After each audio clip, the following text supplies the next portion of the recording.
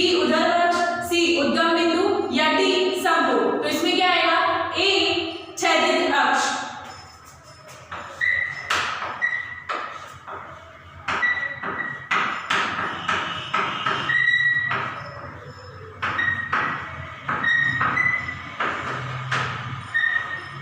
Second question क्या बताया गया है कि नीचे दर्शाई गई वस्तुओं की किन वस्तुओं का समावेश भौतिक वस्तु में होता है? तो ए संगीत, बी शिक्षा, सी चिकित्सा सलाह या डी फ्रिज। तो क्या आएगा इसमें? D fridge.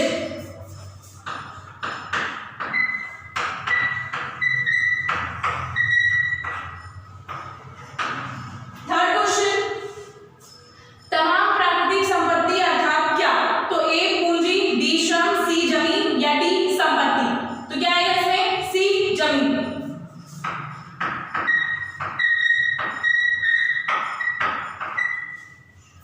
उसके बाद fourth question, principle of economics के रचयिता कौन है? तो A Adam Smith, B martial, C Robbins या डी सैमुएल्स। तो इसमें क्या आएगा? B martial.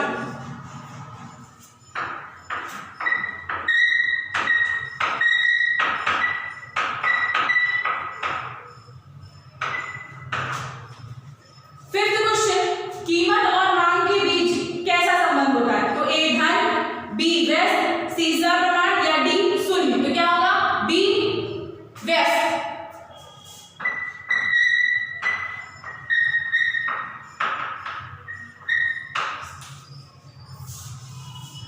उसके बाद सिक्स्थ क्वेश्चन, मांग रेखा का ढाल कैसा होता है? तो ए ऋणात्मक, बी धनात्मक, सी एक्स के समांतर या डी वाई के समांतर। तो इसमें क्या आएगा? ए ऋणात्मक।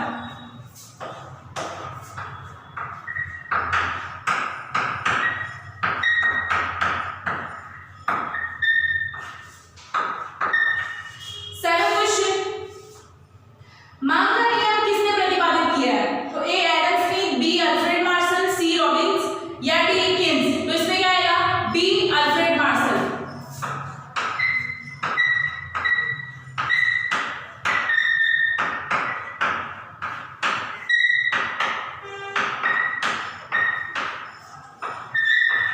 एट क्वेश्चन, पूर्ति कुल जत्थे की अपेक्षा हो सकती है?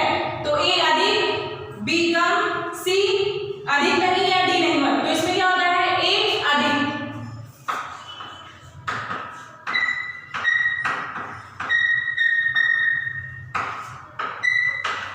नाइन्थ क्वेश्चन, वस्तु की कीमत और पूर्ति के बीच में कैसा संबंध होता है? तो ए सीधा, बी विरुद्ध या सी सम समान या डी शून्य। तो इसमें क्या होगा? ए सीधा।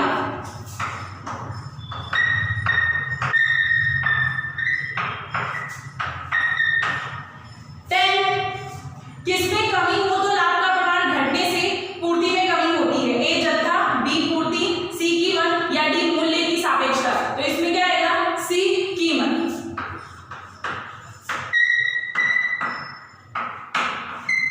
ठीक है, तो यहाँ पर होते हैं आपके एमसीक्यूज कंप्लीट। उसके बाद आता है 1 मार्क्स वाले क्वेश्चन। तो 1 मार्क्स वाले क्वेश्चन में फर्स्ट क्वेश्चन क्या बताया गया है? रॉबिन्स के मतानुसार अर्थशास्त्र की परिभाषा बताइए। तो रॉबिन्स के मतानुसार अर्थशास्त्र व्यक्ति अपनी आवश्यकताओं और वैकल्पिक उपयोगिता वाले साधनों के बीच में किस प्रकार का तालमेल बैठाता है, उसके व्यवहार का अध्ययन अर्थात की अर्थशास्त्र। ऐसी परिभाषा किसने दी है? तो रॉबिन्स ने। सेकंड, आर्थिक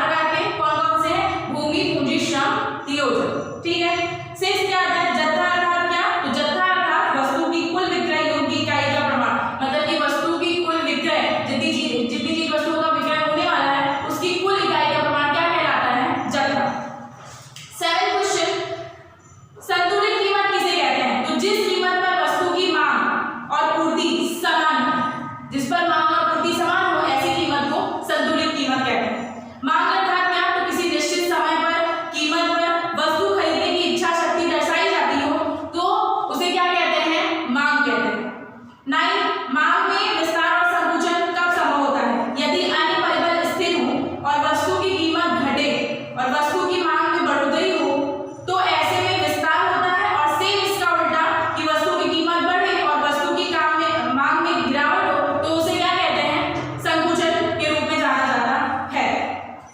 फिर 10th क्वेश्चन, व्यक्तिगत मांग किसे कहते हैं? तो व्यक्तिगत मांग मतलब कि बाजार में अलग अलग कीमतों पर वस्तुओं के द्वारा व्यक्तिगत रूप से मांगी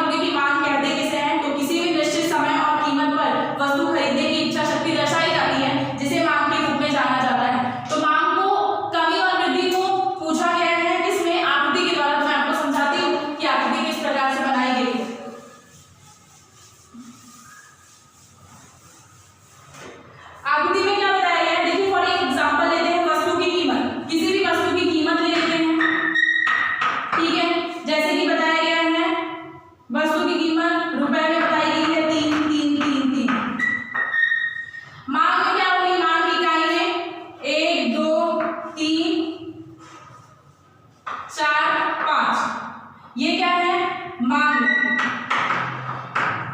ठीक है, तो यहाँ 1 से जो 3 हो रहा है और क्या बोलते हैं 4 से जो 5 हो रहा है, मांग में कमी देखने को मिल रही है।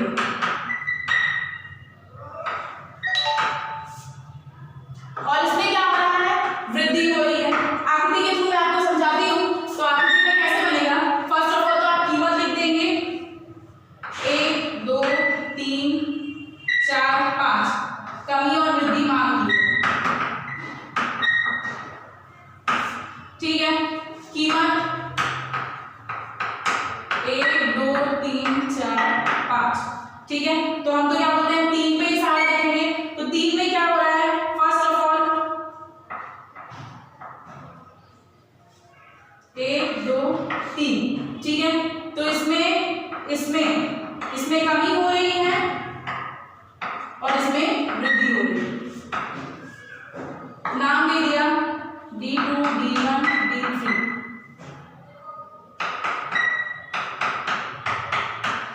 ठीक है, तो यहाँ पर कहने का मतलब कि कीमत बताई गई है, कीमत को एक रूप माना गया है, मतलब कि सिर्फ 3 की कीमत रखी गई है सबकी। लेकिन मान के क्या हो रहा है, परिवर्तन हो रहा है। मतलब पहले मान 1 है, फिर 2, फिर 3, फिर 4, फिर 5। सेम वही चीज डायग्राम में भी बताई गई है कि यहाँ पर कीमत यहाँ दर्शाया गया है और ये एक्स अक्ष है और ये वाई अक्ष है।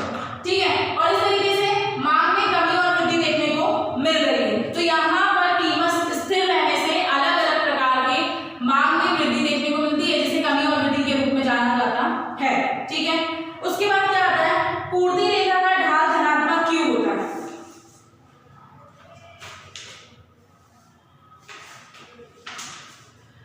पूर्ति रेखा का ढाल धनात्मक, 4th क्वेश्चन पूछा है, पूर्ति रेखा का ढाल धनात्मक क्यों होता है। तो इसमें क्या है, पूर्ति रेखा का ढाल धनात्मक इसलिए होता है क्योंकि क्या होता है कि पूर्ति और मांग के बीच में जो संबंध होता है वो सीधा होता है। ठीक है, सीधा मतलब कि यहाँ पर अगर कीमत बढ़ती है तो पूर्ति बढ़ेगी, कीमत घटेगी तो पूर्ति घटेगी। तो यहाँ पर जो डायग्राम बनेगा या जो उसका मतलब क्या बोलते हैं, जो उसे एक्सप्लेन किया जाएगा आकृति के थ्रू, तो उसका जो ढाल होगा वो धनात्मक होगा, मतलब कि धन की तरफ जाएगा। इसीलिए ये जो विधान है वो सत्य है, ये इसलिए क्योंकि पूर्ति जो है, पूर्ति की जो रेखा जो है वो धनात्मक रूप से ही जाएगी और धनात्मक रूप में ही दिखेगी। ठीक है, उसके बाद क्या बताया गया है, पूर्ति में विस्तार और संकुचन आकृति के थ्रू समझाइए। पूर्ति में विस्तार और संकुचन बताया गया है। मैं एक बार बता देती हूँ आपको डायग्राम बना दो।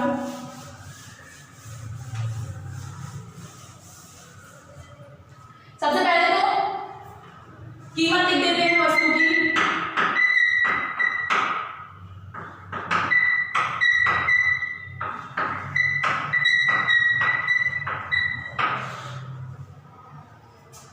पूर्ति लिख देते हैं।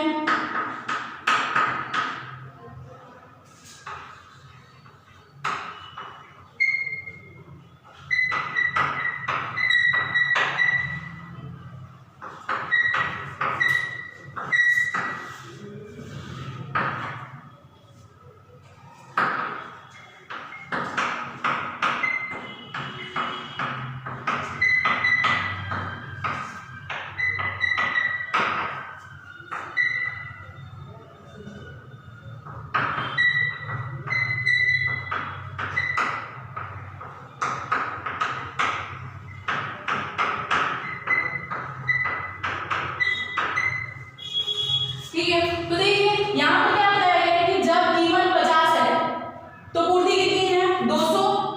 कीमत 50 है तो पूर्ति कितनी है 200। ठीक है, फिर कीमत 60